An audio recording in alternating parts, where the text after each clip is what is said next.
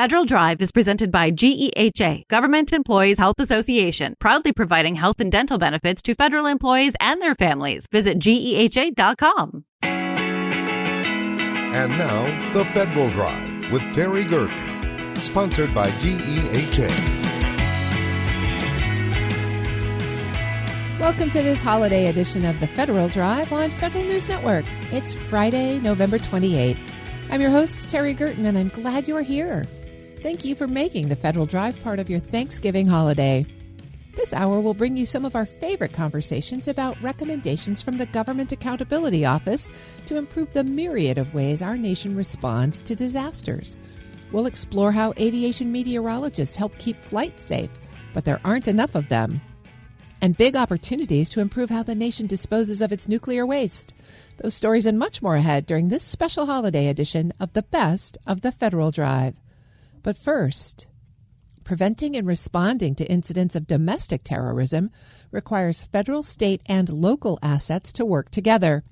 GAO recently reported that the existing national strategy is missing some key information that could clarify roles and missions.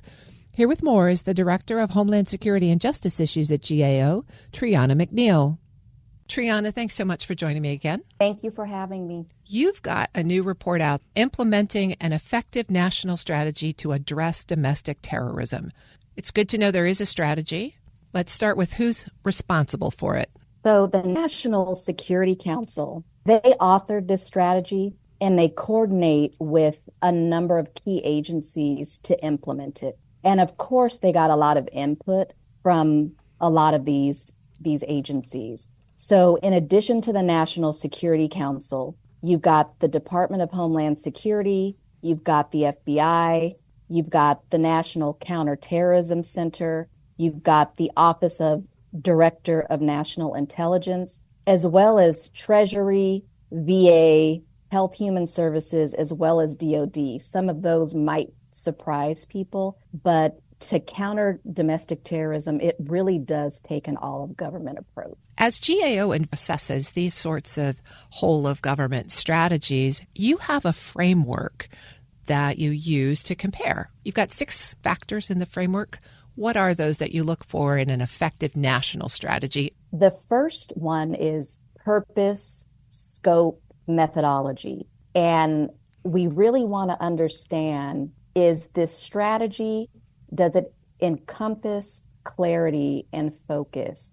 When someone picks it up, do they understand what the strategy is covering? The second element or characteristic is problem definition and risk assessment, which would include things like analysis of threats and vulnerabilities to critical assets in this case. And the third characteristic is defining organizational roles, responsibilities, how are they supposed to coordinate?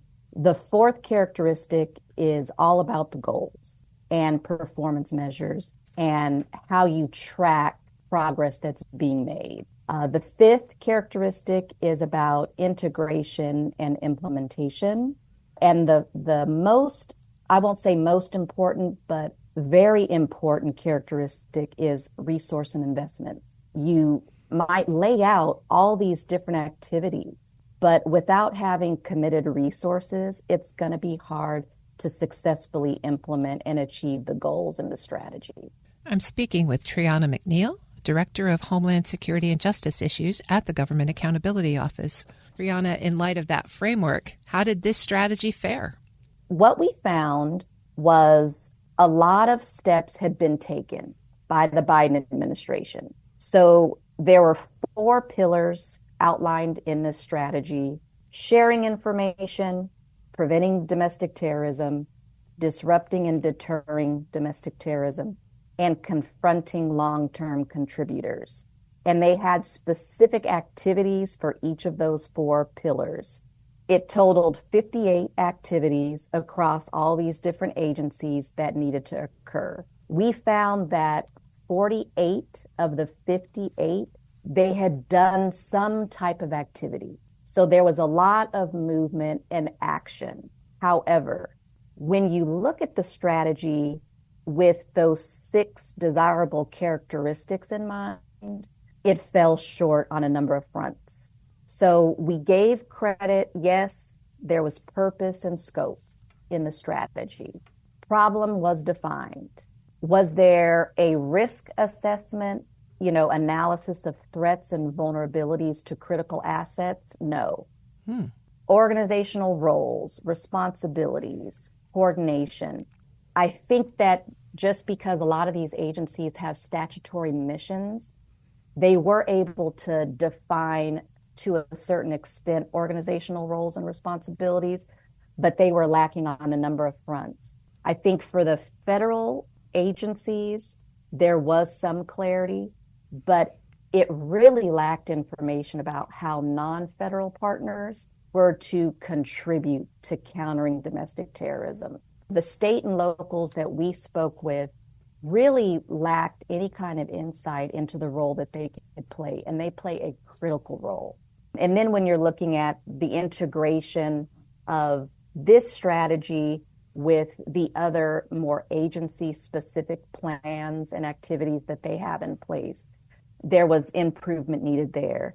And there was virtually no mention of resource and investment commitment. It sounds a little bit like they captured the low-hanging fruit, but the hard stuff got left behind. That's right. And this was the first of its kind. And so when we talk to the people that helped develop the strategy, and when we talk to other players in this arena, folks were excited that someone had put pen to paper and really tried to focus with putting national attention on this. But everyone recognized it was a first step, and it really didn't meet the mark in terms of a substantive national strategy. So, every administration might come in and create its own national strategy based on its priorities.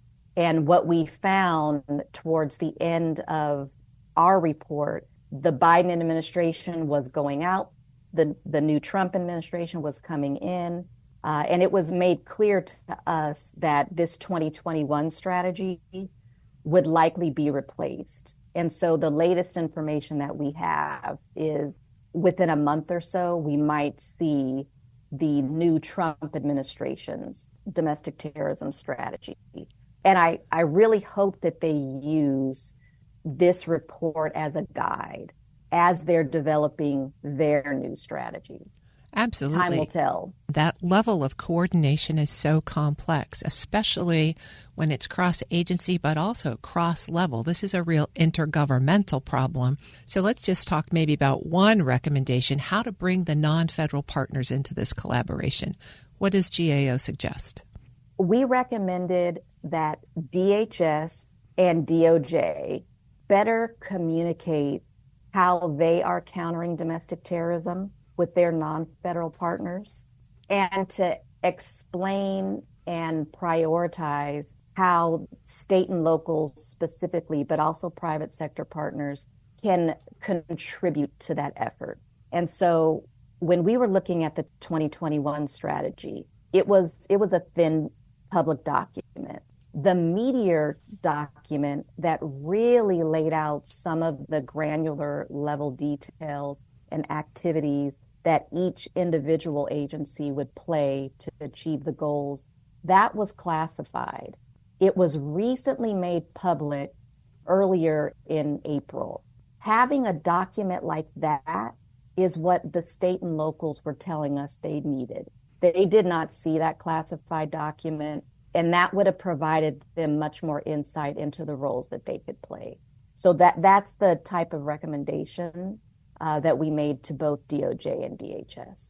Triana McNeil is the Director of Homeland Security and Justice Issues at the Government Accountability Office. Thanks so much for sharing this with us today. Thank you, Terry. You can find this interview along with a link to the report at federalnewsnetwork.com/Federal Drive. Subscribe to the Federal Drive wherever you get your podcasts. Coming up next, big opportunities to improve how the nation disposes of its nuclear waste. You're listening to the best of the Federal Drive with Terry Gerton on Federal News Network.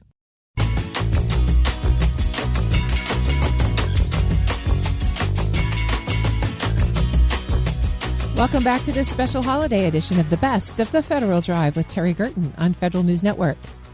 15 nuclear waste sites, down from 107 at the end of the Cold War, remain under the control of the Department of Energy's Office of Environmental Management.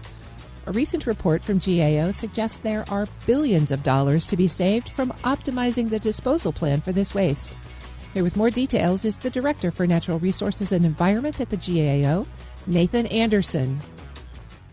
Mr. Anderson, thank you so much for joining me. Thank you for having me. Let's begin by setting the stage for this, because I imagine that unless they live next door to one of these sites, most Americans have no idea that this program even exists.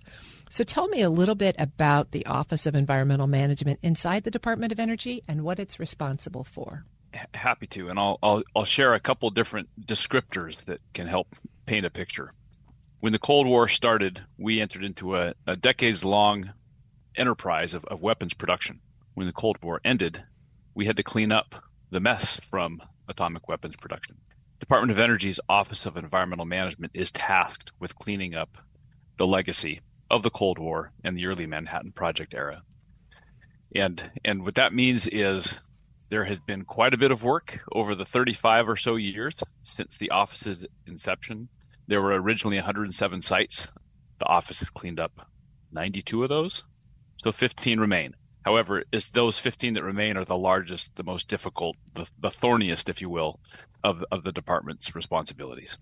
When we talk about nuclear waste, there's a statistic in this report that is eye-popping, 11 million cubic meters of it. Give us a picture of what 11 million cubic meters of nuclear waste looks like. Well, if you watch the Olympics and you've seen an Olympic-sized swimming pool, multiply that by about 4,500 times. If you've seen the Empire State Building, multiply that by 11. That's the volume that we're talking about. Wow. All right. So it is mind-boggling. What do we do with it? Where does it go? That's a phenomenal question, because the answer is it depends. And I was an economics major undergrad, so it depends is one of those answers that comes up quite a bit. Close to my heart. Thank you. and it's relevant here as well, because it requires us to break down the different types of waste that exist. Most of the waste that the Department of Energy is responsible for is considered low-level waste. It doesn't have all that much radioactivity. So when you're thinking about the 11 Empire State Buildings out there, 10 and change contain waste that doesn't have a whole lot of radioactivity, and so it can be treated as such. And for that kind of waste, there are a couple different sites. There are some commercial sites, one in Utah, one in Texas, and then there are some DOE sites, such as Nevada, where the waste can go with safely transported and safely stored, for the future. But then there's a couple other types of waste that require more sophisticated, more technical, or technically rigorous approaches to disposal. One of those is called transuranic waste. We call it true, TRU, true waste, and that is generated from working with plutonium. The reason we need to do something different there is those are long-lived radionuclides, so it lasts a long time. That waste goes to New Mexico and is put underground, 2,000 feet in an old salt mine. Salt collapses over time, safely stores that waste for the long term, nowhere near any kind of potable water sources, et cetera. The tricky stuff is the high-level waste, that small fraction of the waste that exists that is in these tanks, like in Hanford and Idaho and Savannah River, that's sludge. This waste is hot. By that we mean very radioactive, and in many cases has long-lived radionuclides. That's what we need to figure out what to do, and that's where Yucca Mountain came into the equation. We don't have a Yucca Mountain. It's not looking like we're going to have a deep geologic repository for decades. That's probably the trickier, political conundrum. That is such helpful background. And so now with that in our minds, 10 and 11 Empire State Buildings worth of nuclear waste, talk to me about this latest report that you've done, another look at this program and what it needs to do, what it doesn't need to do.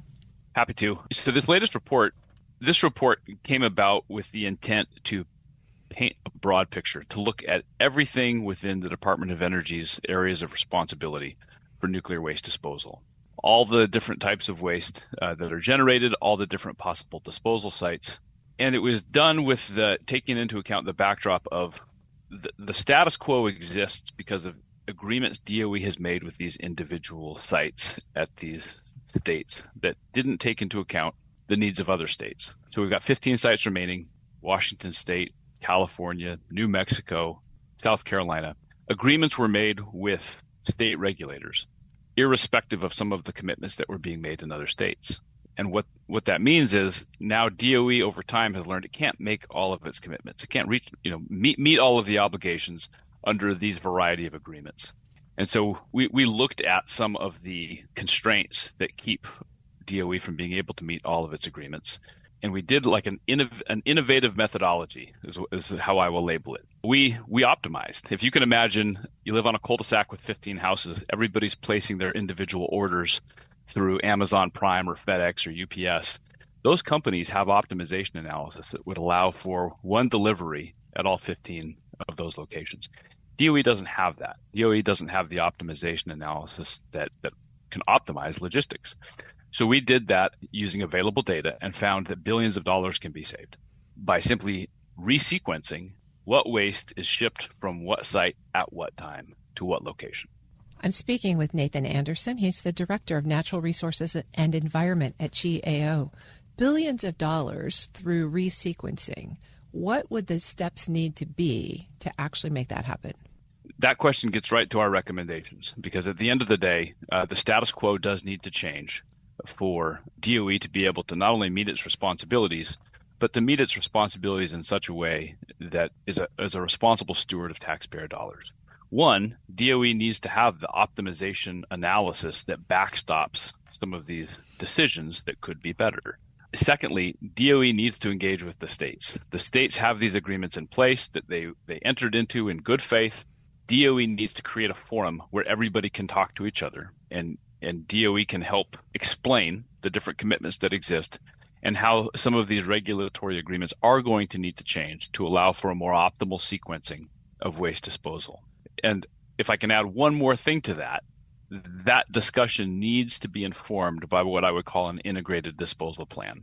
Look at the low-level waste, the transuranic waste, the high-level waste that is within DOE's areas of responsibility, create an integrated plan that takes it all and identifies possible disposal pathways, and then open up a forum for renegotiating with the states when you have something that is more optimal to kind of leverage. As you said up front, DOE has been working on these sites for decades now. The time frame to clear these up is years upon years upon years. That's a complicating factor, along with the fact that all 15 states that these remaining sites are involved in have separate agreements. Yep. Does DOE have the capacity to manage such a complex negotiation process, let alone the optimization planning? I believe it does. I mean, at the end of the day, it requires, leadership commitment to recognize just how much can be saved here, without really doing anything different from a risk profile. And truly, at the end of the day, DOE has the ability to do something that is safer. You're getting this waste out of tanks in certain cases and immobilizing it, so it's less of a risk to the environment. You have the ability to do something faster, in that an integrated and optimized disposal schedule would get the waste to its disposal pathways faster and cheaper. I mean, there are tens of billions of dollars can be saved here.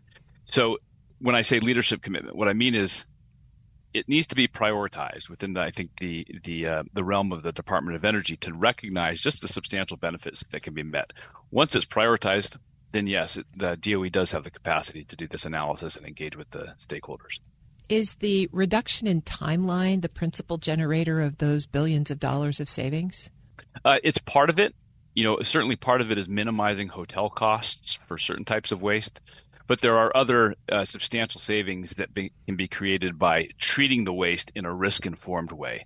Nathan Anderson, the Director of Natural Resources and Environment at GAO. Thank you so much for your time this morning. Thank you very much. I appreciate being here. You can find this interview along with a link to the report at federalnewsnetwork.com/Federal Drive. Listen to the Federal Drive on your schedule and on your device. Subscribe wherever you get your podcasts. Still to come, billion-dollar disasters are increasing and FEMA's workforce may not be ready to respond. But first, aviation meteorologists. They help keep flights safe, but there are not enough of them. This is the best of the Federal Drive with Terry Gerton on Federal News Network.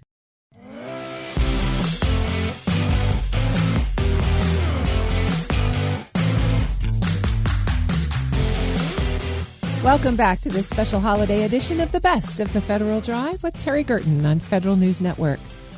Bad weather can snarl air travel, and aviation meteorologists are the ones helping air traffic controllers make fast, informed decisions to keep flights safe and efficient.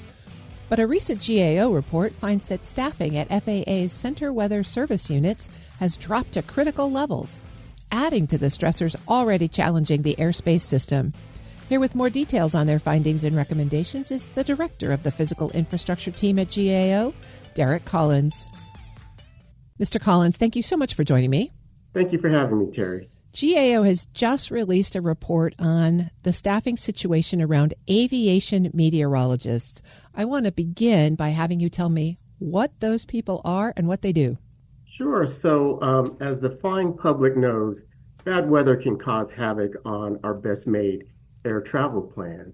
The National Weather Service puts aviation meteorologists on site at FAA's Air Traffic Control System Command Center and FAA's 21 air traffic control centers to help air traffic controllers make weather-related decisions like changing a plane's route for safety.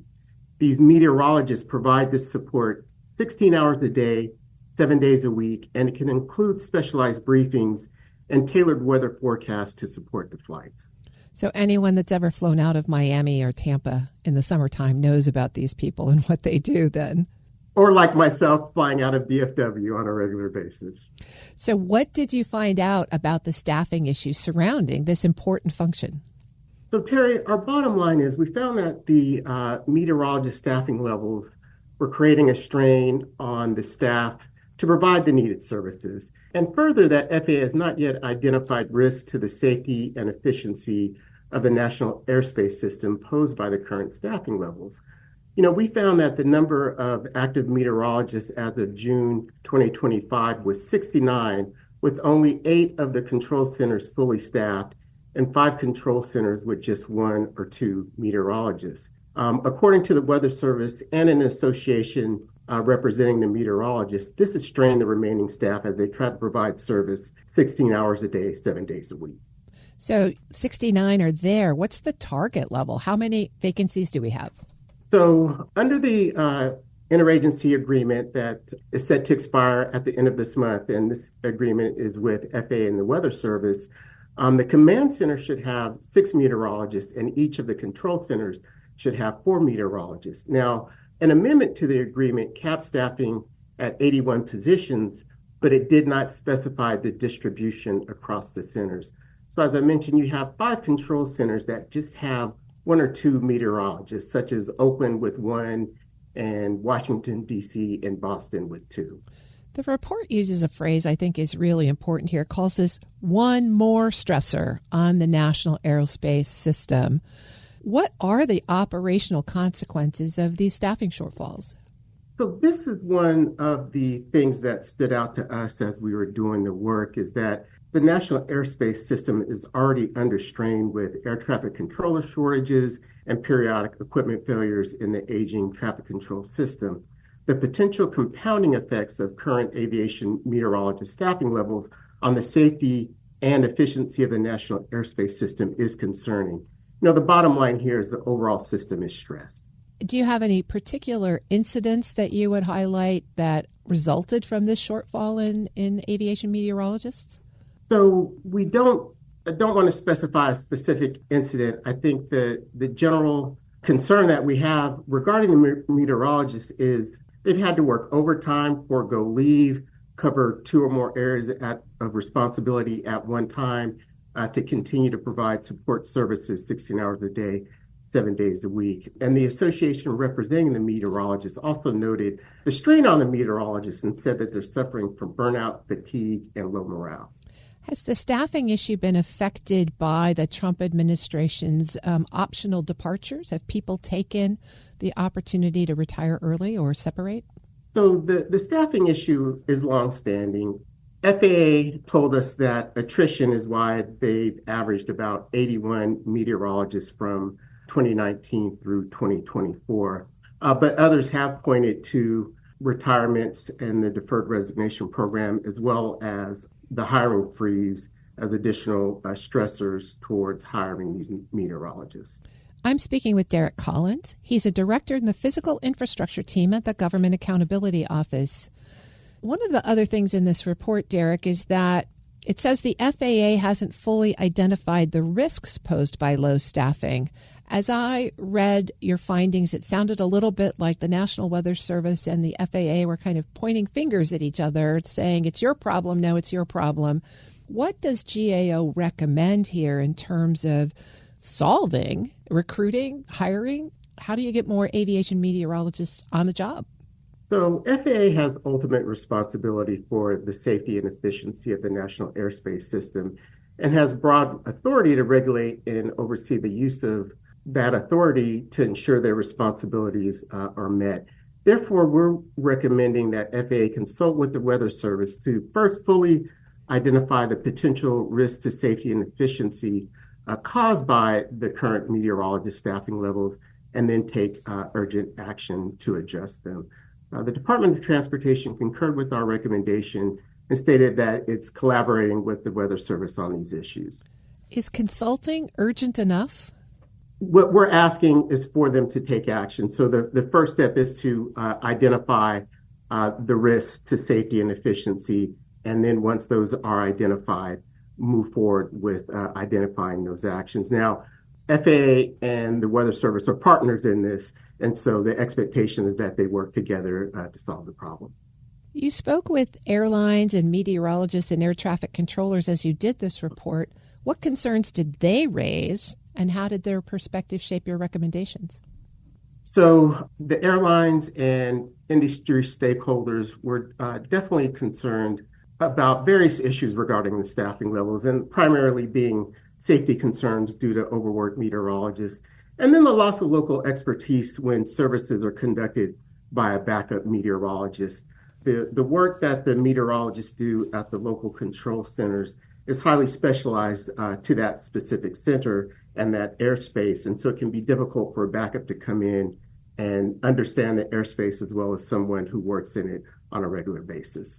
As you look ahead, what are the implications if the FAA and the Weather Service don't resolve this? If they can't find a solution or they don't move out quickly, what challenges does the airspace system face? You know, again, Terry, given all the stressors on the system, it's critically important for FAA and the Weather Service to solve this issue. And in particular, as I mentioned earlier, FAA is ultimately responsible for ensuring the safety and efficiency and has broad authority to do so regarding the national airspace. And so using that authority in the near term to address these concerns is critically important.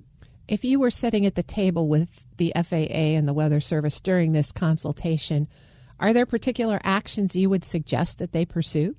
So we're not prescriptive in identifying actions for FAA and the Weather Service to take. It's up to FAA and the Weather Service to identify what those risks are, how they might mitigate those risks, and then the actions that they need to take to solve the overall problem. And for the flying public, what do you want them to know? I would say that it is safe to fly, but we still want the agencies to do all that they can to identify and mitigate risks.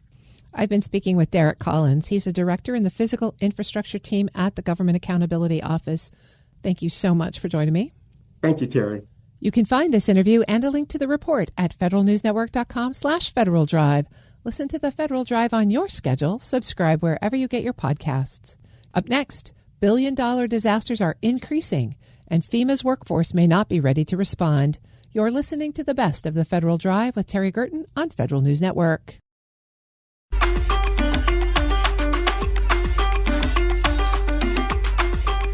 Welcome back to this special holiday edition, the best of the Federal Drive with Terry Gerton on Federal News Network. Recent hurricanes, wildfires, and floods have overwhelmed federal disaster response systems, with FEMA operating at a fraction of its staffing capacity. The GAO warns that workforce reductions and undertrained surge responders could jeopardize future recovery efforts. Here to explain the risks and what needs to change is Director of Homeland Security and Justice at GAO, Chris Curry. Mr. Curry, thank you for joining me. Thank you, Terry. GAO is starting a new series of reports addressing federal disaster response readiness. Before we dig into the first report, tell us about why this new series. Originally, we had planned to do a series looking at the response lessons learned from disasters that happened over the last year. So like last year, Hurricane Helene, Hurricane Milton, and then the LA wildfires. And then, of course, we have the Texas flooding. So originally, we were going to look at just what happened to those disasters, what lessons were learned, what can we do for the future. And of course, over the last 6 to 8 months, there have been a number of actions the administration has taken. Many people have probably heard the discussions about FEMA and its role and what its future is going to be. And so we also felt like that was such an important thing to consider when you look at past responses, that we sort of combine those two things. And that's what we're aiming to do, is provide a snapshot of what's happened, what have we learned, and then what are the current changes happening at the agency, at FEMA, and other agencies. What does that mean for the future? Well, you also added disaster response to the GAO high-risk list in February. A combination of all of those factors? Well, actually, a combination of that, but this goes back more than a decade. The reason we added that to the high-risk list is, first of all, just the amount of money we spend on it, almost $500 billion in federal aid for disasters over the last decade, and years and years of work identifying problem areas and frustrations with the disaster recovery process, mainly state and local officials and individual frustration about the complexity of that system. So this has been a problem for a long time. In fact, 2 years ago, we made a recommendation to Congress that it establish a congressional commission because it was such a big problem. We felt like it needed a commission to look across agencies, across congressional committees of jurisdiction to tackle some of these problems. So this has been going on a long time before this was in the news. Well, that makes a lot of sense. And it's also an issue that a lot of people feel personally as these sorts of things happen. Your first report deals with the federal response workforce readiness. Why did you decide to start there, and what did you find? Couple reasons. First of all, there was a lot of interest in Congress on looking at staffing reductions that have been made at agencies. And this is not just in this space. I think there's a lot of interest in what the administration has done to reduce staffing and its workforce across the federal government. But particularly looking at disaster response and in hurricane season, folks really wanted to know, well, how many people have left and who left and what does that mean for our readiness? So, we have the ability to get data from FEMA and talk directly with FEMA and state and local officials. So we felt like this was a very important thing to look at and issue a report at the height of hurricane season. What were the most surprising or concerning findings about FEMA's workforce readiness? Well, as we expected, we obviously found reductions at the agency. About 2,500 people have left the agency since the beginning of the year. And, our concern there is that last year, for example, leading into Hurricane Helene and Milton at the peak of hurricane season, FEMA was already basically at no staff available. Everyone was already working on something or deployed. Very few staff were available. And what happened is they had to redirect resources, move people off other disasters to fill the need. In Helene, for example, that was such a massive disaster. There were almost 6,000 federal employees at a certain point deployed. So, obviously the first thing that comes to our mind is, well, if you're already in that situation in the past, what does that mean if we face another catastrophic season like we had at the end of last hurricane season? So, obviously our first concern is that, do we have the right number of people to respond to these types of events? What we really worry about is concurrent events, just like we saw last year or just like we saw in 2017 with Hurricane Harvey, Irma, and then Maria. That's why the workforce numbers are so important. I'm speaking with Chris Curry. He's a director in the Homeland Security and Justice team at the Government Accountability Office. Chris, it struck me that you documented not only a loss of capacity just in sheer numbers, but you also referenced a loss of institutional knowledge because so many senior leaders have departed FEMA. So how do those two things intersect to affect FEMA's capacity to respond?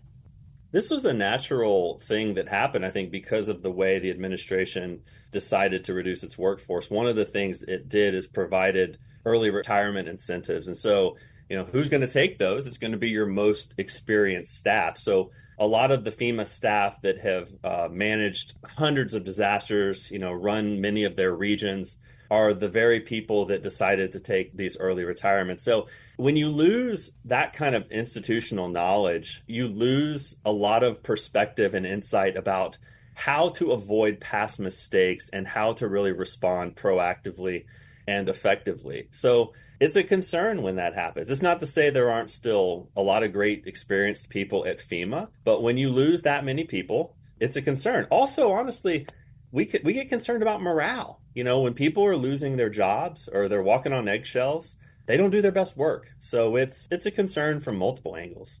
The report's very clear to say that even though the Trump administration has a commission that is looking at reforming FEMA, they haven't changed yet, and FEMA's existing responsibilities persist. So in light of the findings about workforce readiness and capacity, this report isn't specific about recommendations, but what suggestions do you have for the folks who are currently leading FEMA? Yeah, great question. I mean, one of the goals we have with these products, and you're right, this one doesn't have specific recommendations. One reason for that is because the FEMA Commission is currently doing its work. We wanted some of these reports to inform the Commission's work in addition to some of our past work.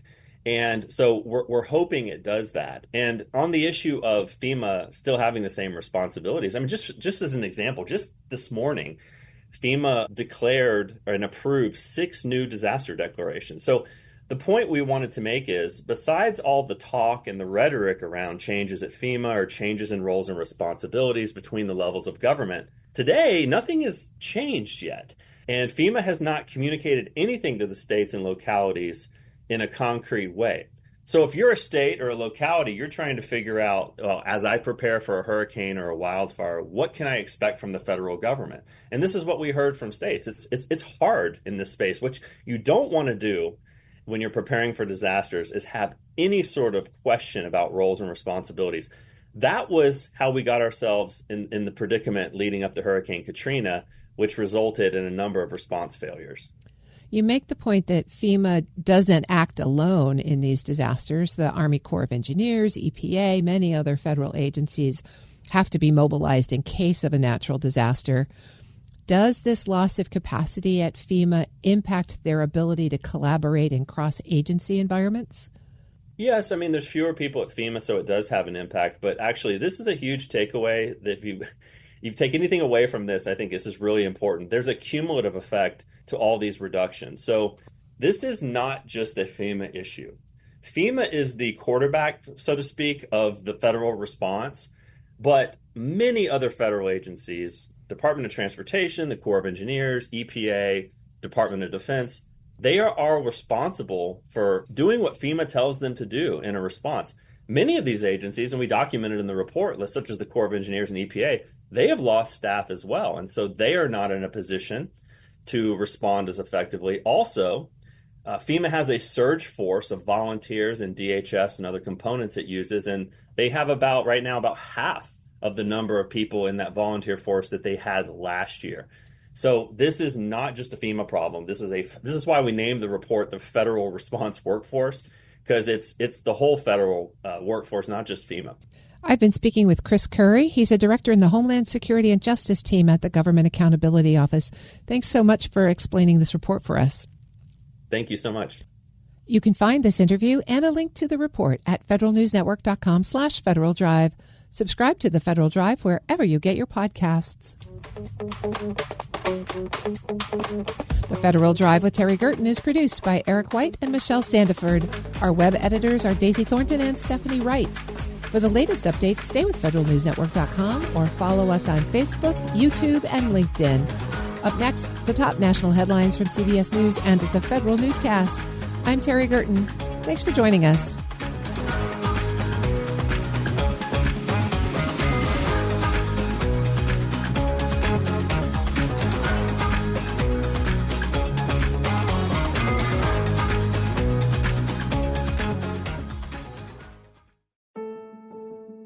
Phil McNamara, former Assistant Secretary for Administration at the Department of Transportation, emphasizes that in government, relationships matter more than titles. On this episode of Lessons in Leadership, McNamara shares how he's led large teams, navigated the future of work, and built trust across agencies. In conversation with Shane Canfield, CEO of WEPA, he offers practical insights on leading with humility, empathy, and clear communication in today's complex federal landscape. Hello, and welcome to the Lessons in Leadership podcast. I'm your host, Shane Canfield, CEO of WEPA. Today, I'm joined by Phil McNamara, former Assistant Secretary for Administration at the Department of Transportation, and also former Assistant Secretary for Intergovernmental Affairs at the Department of Homeland Security. Welcome, Phil, and thank you for joining me. Thank you so much, Shane. You've spent time leading in multiple agencies, including both DHS, DOT. What's something you learned early in your leadership career that carried you over into future positions? Before I dive in, let me just, for any federal employees listening to this podcast or recent former federal employees, I want to say, I see you, I value you, I thank you for your service on behalf of the American people. I wish things weren't happening the way they are happening now, but just a thank you. So you're right, Shane. I've been fortunate to serve in government twice now. If there's one thing that really kind of speaks to leadership philosophy, it's to listen first. I think back to onboarding at Homeland Security in 2009. Right, I was coming from politics. I was in my mid-30s at that point. I learned you have to listen first. There's always pressure to immediately sort of make your mark. But, I think if you take the time to listen to people, whether that's career staff, whether it's, external stakeholders, build the trust, you will then be set up for sort of longer term success. And, whether it's, responding to, a crisis or just responding to, an employee concern or trying to drive, some sort of, initiative, employees, they want to be seen, they want to be heard, they want to be respected. So I think that it's that foundational lesson. In your time in government, you've also held multiple different roles where you were managing personnel, as you've been talking, but personnel and HR policies. Yeah. And how did those kinds of people-driven positions affect your leadership style? I think, if anything, the people-driven positions has made me a better communicator. There's just so much information to process that I had to be able to express what was going on to employees and leadership in a succinct and, explanatory way. And, obviously, during my time at DOT, right, the administration passed the largest infrastructure, bill in a generation, right? And a big part of that at DOT was getting that money out the door, right, quickly. But it also meant that, DOT had to, hire thousands of new employees, right?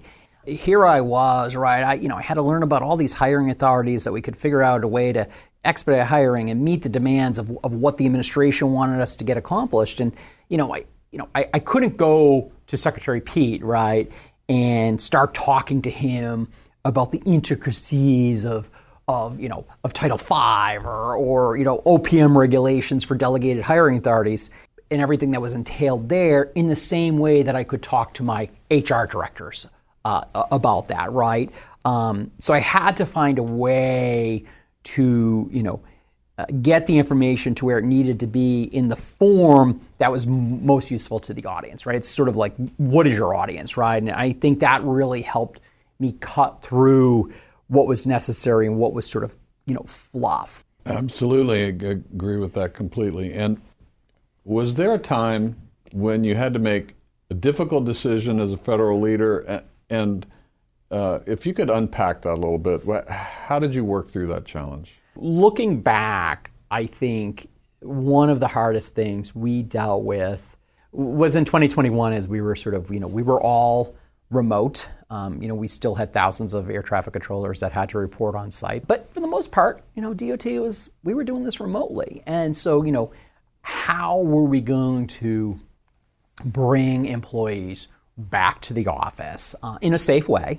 It really challenged me to think sort of more holistically, realize there's not one answer. It made me be more flexible. We had thousands of employees who now had been, working remotely for 18 months. How were we going to bring them back? And I really relied on my team to be my sounding board, to help craft the best approach possible. Where I sat, right, I had the competing demands of balancing the employee concerns with the administration's priority, right? So I think it was very challenging. Employees and people are an agency, a company, an organization's most valuable asset, right? And so, I was deeply committed to ensuring that we did this in a way that was sort of very employee-centered.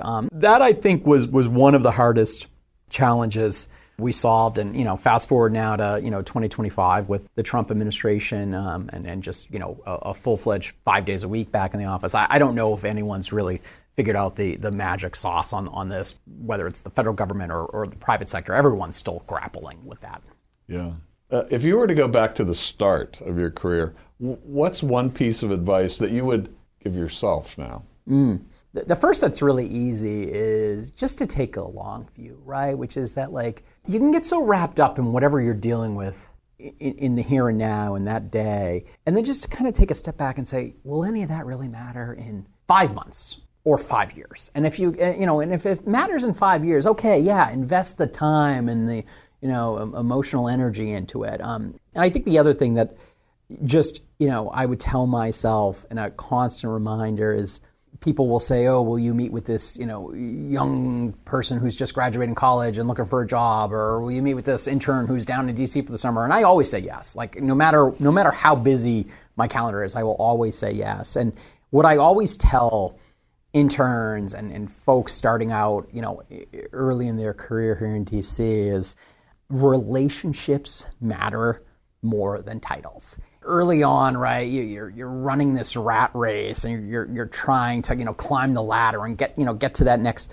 rung, and chase the next cool job title. But I think what truly propels someone's career is the network of people, the colleagues, the mentors, the collaborators you build along the way, and the people you work with, right, today may become your partners down the road. So, relationships matter. Invest in those relationships.